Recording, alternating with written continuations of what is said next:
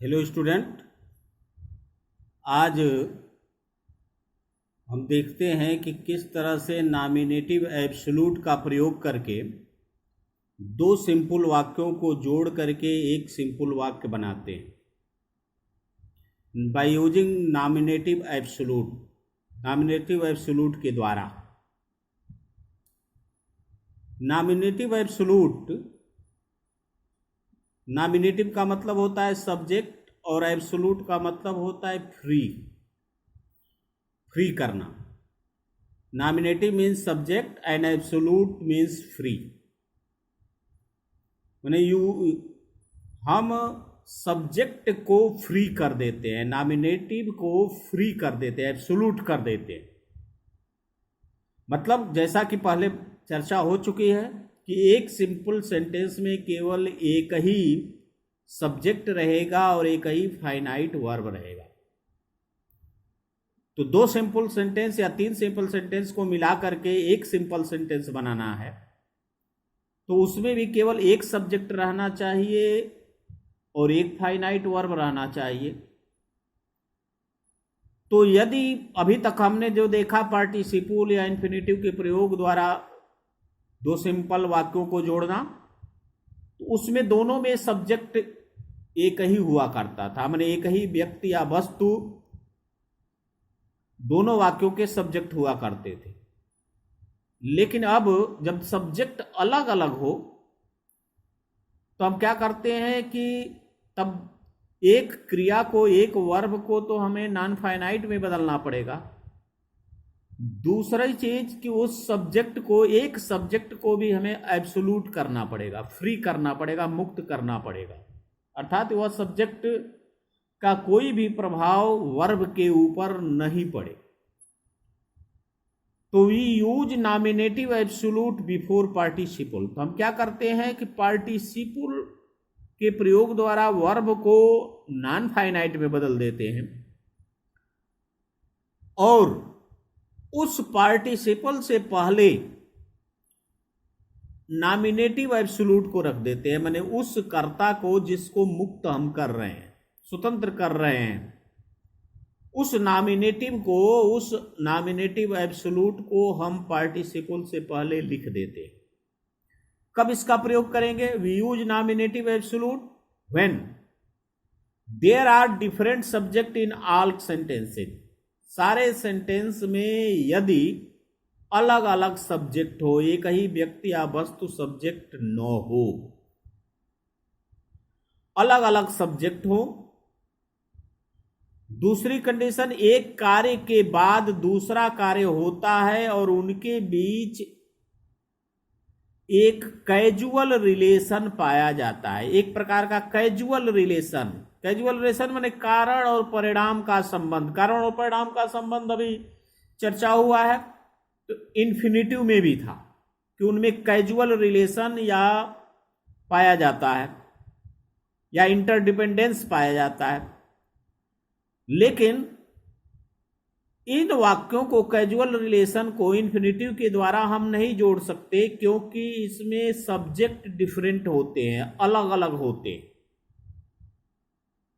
और इसलिए इसे हम इन्फिनेटिव के द्वारा नहीं जोड़ सकते। तो कैजुअल रिलेशन पाया जाता है एक तरह का, एक काम के बाद दूसरा कार्य होता है तो पार्टिसिपल का प्रयोग करते हैं हम वर्ब के लिए, नॉन फाइनाइट करने के लिए, और एक कैजुअल रिलेशन पाया जाता है। इसलिए इसमें केवल पार्टिसिपल का भी प्रयोग नहीं हो सकता क्योंकि इसमें सब्जेक्ट डिफरेंट होते हैं। तो पार्टिसिपल और इन्फिनेटिव के द्वारा हम तभी जोड़ सकते हैं वाक्यों को कि जब उसमें सब्जेक्ट एक ही हो।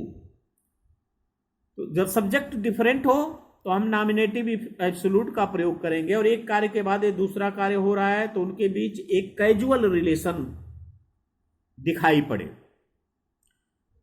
तीसरी चीज जो ध्यान रखनी है कि जो कार्य पहले हो उस कर्ता को पार्टिसिपल से पहले रखकर एब्सोल्यूट कर देते हैं। माने उस सब्जेक्ट को हम एब्सोल्यूट करते हैं जो कार्य पहले हो। एब्सोल्यूट करने का मतलब कि पार्टिसिपल से पहले उस सब्जेक्ट को रख देते हैं या लिख देते हैं।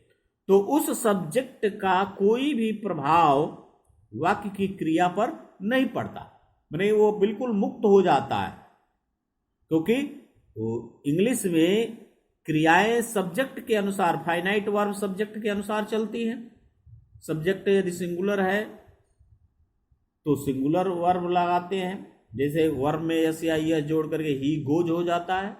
यदि सब्जेक्ट प्लूरल है तो आई गो होगा। तो एब्सोल्यूट हम जब कर देते हैं तो इस एब्सोल्यूट वर्ब का क्रिया का पर कोई प्रभाव नहीं होता, क्रिया भी नॉन फाइनाइट हो जाती है, कोई सब्जेक्ट से लेना देना नहीं, और यह सब्जेक्ट भी मुक्त हो जाता है। जैसे for example, the police arrived, the mob dispersed. पहला वाक्य है द पुलिस अराइव्ड, पुलिस पहुंची, और दूसरा वाक्य है द मॉब डिस्पर्स्ड। एक कार्य के तुरंत बाद दूसरा कार्य हो रहा है। पुलिस पहुंची, और पुलिस के पहुंचते ही मॉब जो भीड़ थी डिस्पर्स हो गई, तितर बितर हो गई, भीड़ हट गई, छट गई। एक कार्य के बाद दूसरा कार्य हो रहा है। कर्ता दोनों में डिफरेंट है। पहले वाक्य का कर्ता है द पुलिस और दूसरे वाक्य का कर्ता है द मॉब। कर्ता अलग अलग है। एक कार्य के बाद दूसरा कार्य हो रहा है, तो जो काम पहले हो उसके कर्ता को, तो पुलिस पहले पहुंच रही है, उसके बाद मॉब डिस्टर्ब हो रही है, तो उस कर्ता को अर्थात पुलिस को हम एब्सोल्यूट कर देंगे। अर्थात एब्सोल्यूट करने का मतलब कि पार्टिसिपल से पहले इस सब्जेक्ट को लिख देंगे। तो यह क्रिया जो कार्य पहले हो रहा है उसको पार्टिसिपल में बदल देंगे। पास्ट परफेक्ट पार्टिसिपल का प्रयोग किया गया है कि हैविंग अराइव्ड, हैविंग के साथ वर्ब का थर्ड फॉर्म पार्टिसिपल में बताया था मैंने कि परफेक्ट पार्टिसिपल में, तो हैविंग अराइव्ड से पहले पुलिस सब्जेक्ट को रख दिया गया। इसी को हम कहते हैं, जो पुलिस सब्जेक्ट है, नॉमिनेटिव एब्सोल्यूट, अर्थात इसको हम पार्टिसिपल से पहले लिख दिए और यह कर्ता बिल्कुल मुक्त हो गया, अर्थात इस कर्ता का अब कोई अर्थ नहीं रह गया, कर्ता का काम ये नहीं कर रहा है। दूसरा जो क्रिया है इसको हम नॉन फाइनाइट में, पार्टिसिपल में बदल दिए, तो कर्ता, एक कर्ता खत्म हो गया और एक क्रिया नॉन फाइनाइट हो गई। द मॉब डिस्पर्स्ड, दूसरे वाक्य को हम सेम वैसे ही लिख देंगे, तो एक कर्ता हो गया इस सिंपल सेंटेंस में और एक ही फाइनाइट वर्ब रह गया।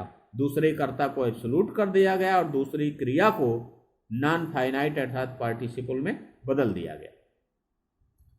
जैसे देखिए द सनसेट, कैजुअल रिलेशन है, कारण परिणाम का भी संबंध पाया जाता है। द सनसेट, सूर्य अस्त हुआ, the workers left the work, और जो मजदूर थे लेफ्ट द वर्क, अपना अपना काम छोड़ दिए, बंद कर दिए।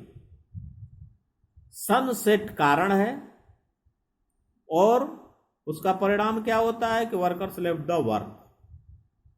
एक कार्य के बाद दूसरा कार्य हो रहा है, जैसे सूर्यास्त होता है, वर्कर्स लेफ्ट द वर्क, मजदूर काम बंद कर देते हैं, छोड़ देते हैं।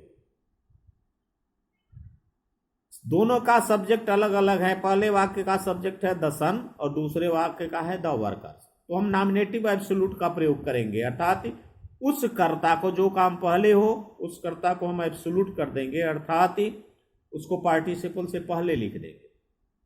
द सन सेट, सेट को पार्टिसिपल में बदलेंगे हैविंग सेट, हैविंग और वर्ब का थर्ड फॉर्म, सेट का थर्ड फॉर्म भी सेट ही होता है, तो हैविंग सेट से पहले द सन को लिख दिया गया कि the sun having set the workers left the work, तो एक कर्ता बच गया और एक ही फाइनाइट वर्ब रह गई। दूसरे कर्ता को, जो पहले कर्ता था उस कर्ता को एब्सोल्यूट कर दिया गया और इस क्रिया को नॉन फाइनाइट में बदल गई, तो इस सिंपल सेंटेंस में एक ही कर्ता रह गया और एक ही वर्ब रह गया, फाइनाइट वर्ब रह गया। उसी तरह से the teacher was absent, the teacher was absent, अध्यापक अनुपस्थित थे, the boys did not work, और उसका परिणाम क्या था, बॉयज डिड नॉट वर्क, लड़के काम नहीं किए। कारण और परिणाम का संबंध, दोनों के सब्जेक्ट अलग अलग हैं, डिफरेंट सब्जेक्ट हैं। यहाँ द टीचर है, यहाँ द बॉयज है। एक कार्य होने का कारण है और उसका परिणाम है, तो कैजुअल रिलेशन एक पाया जाता है उनके बीच। तो द टीचर, तो जो क्रिया पहले हो तो टीचर का एब्सेंट होना, तो इसको हम पार्टिसिपल में बदल देंगे। वाज वर्ब बी है, कोई दूसरी क्रिया नहीं है, वर्ब बी है, तो प्रेजेंट पार्टिसिपल बी में आईएनजी का प्रयोग करके बीइंग एब्सेंट, यदि is am are was were हो, क्रिया के रूप में प्रयोग हो, तो उसे वर्ब बी मान करके बीइंग बना देते। तो बीइंग एब्सेंट, इसके पहले द टीचर सब्जेक्ट को लिख दिया गया, अर्थात एब्सोल्यूट कर दिया गया, फ्री कर दिया गया इसे सब्जेक्ट के कार्य से। तो the teacher being absent the boys did not work. इसमें कंबाइन करने पर वाक्य में केवल एक सब्जेक्ट द बॉयज रह गया और एक फाइनाइट वर्ब वर्क रह गया। दूसरा जो वर्ब था उसे नॉन फाइनाइट अर्थात पार्टिसिपल में बदल दिया गया प्रेजेंट पार्टिसिपल का प्रयोग करके, और दूसरे जो सब्जेक्ट था उस सब्जेक्ट को एब्सोल्यूट कर दिया गया अर्थात फ्री कर दिया गया। धन्यवाद।